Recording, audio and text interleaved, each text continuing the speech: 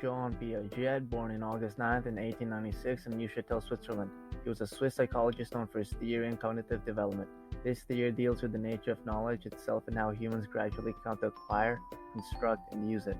Piaget later started in psychoanalysis, and in the 1920s he began to work as a psychologist. He later had 3 children, but observing them served as the basis of his theory. His theory of cognitive development has 4 stages. The first stage is sensory motor stage, around 0 to 2 years old. In this stage, children would explore their senses such as sight, smell, taste, hearing, and touch. They would also explore their physical capabilities like walking. Object permanence is also developed during this stage, which is the understanding that objects continue to exist even though they can't be perceived.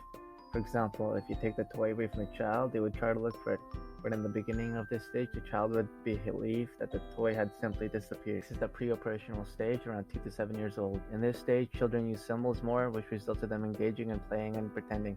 For example, using a broom to represent a horse, or role-playing as doctors and other characters, which become important in their development. During this stage, they also get stuck in their own little world, making them more egocentric. Centrism refers to the child's inability to see a situation from another person's point of view. Concrete operational stage, around 7 to 11 years old. In this stage, the child is capable of performing a variety of cognitive operations and thoughts, using concrete concepts like cognitive reasoning. In this stage, we also now get the concept of conservation. Conservation refers to the logical thinking ability that allows a person to determine that a certain quantity will remain the same despite the adjustment of the container's shape or apparent size. Activity you can try is to pour 2 glasses the same amount of water and ask if they're the same to the child.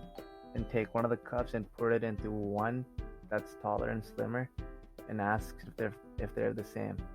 And only when they reach the concrete operational stage is when the amount of water isn't changed, even if they look different.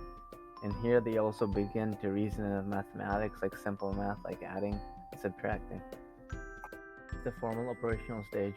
In this final stage, thinking becomes more sophisticated and advanced.